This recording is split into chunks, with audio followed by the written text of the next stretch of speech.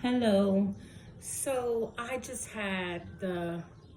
I'm trying to relax, guys. So I'm just going with this. I said that every time a message came up, no matter how I looked or whatever, I was just going to spit it out. But I had a kind of a group meet this morning, so to speak. And there was someone who really slickly tried to attack me about my reading preferences. Um, Romance novels. And she was trying to encourage not to read romance novels because, in her previous past life experiences, they were used to encourage her to do not good. Um, I just wanted to stress how some people will use any little thing to spiritually attack you. And whether it be truly from her past experiences or just because she was attacking me, because in those moments I felt peaceful. Reading is something I love to do, and my favorite is romance.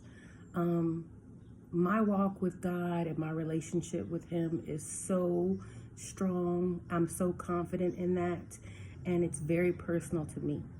Um, my spiritual awakening has taught me to use each and everything I'm guided to see the signs, the synchronicities, and the messages from God.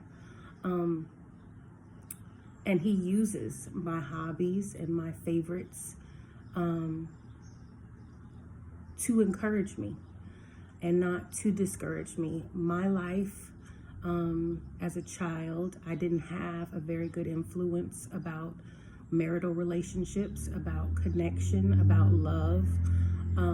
It was very toxic, the relationship that my parents had. Um, my parents are still very toxic, which is why I choose to separate from them. I don't want to raise my daughter in that toxicity. Um, so romance has always been my go-to. Even when I was younger, I chose graphic novels in that realm. Archie and Veronica was my favorite. Um, they're very encouraging to me. I guess if you use the trashy aspects of romance novels, you would think it was discouragement.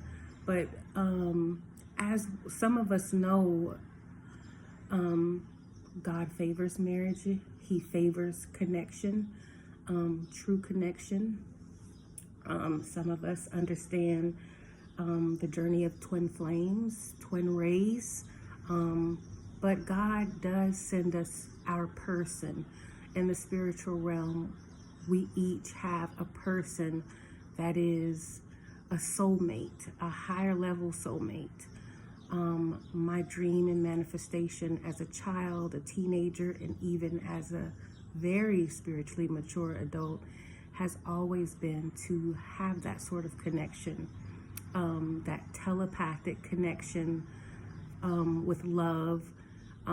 Even now, as an adult, I choose celibacy, and I choose my relationship with God to guide me towards that. So, in those romance, now God chooses all kinds of ways to reach us.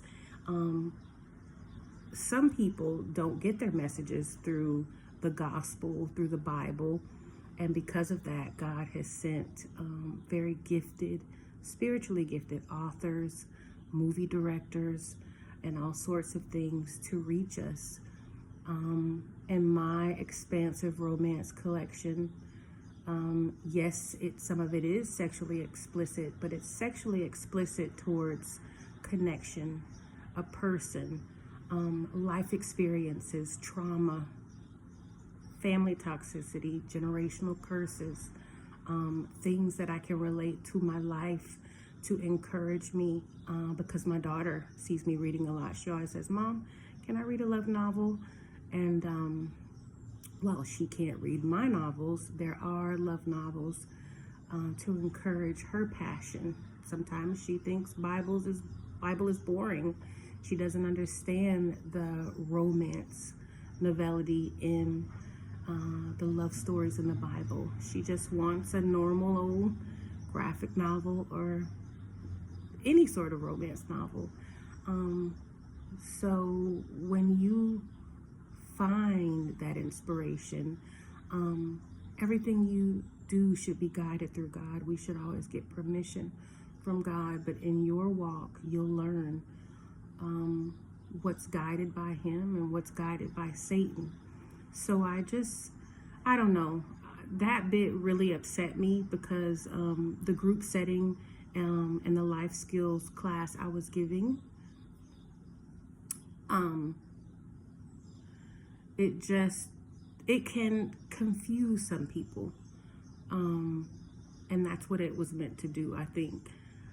Just to attack me, you may be discouraging or confusing someone else from a message that God is trying to get through them at whatever they decide to pick up.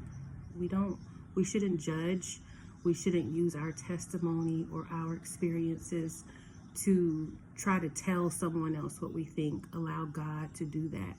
When God is encouraging you to give a message, give your message then. Give it from His place, the Holy Spirit's place, and not from your human experience.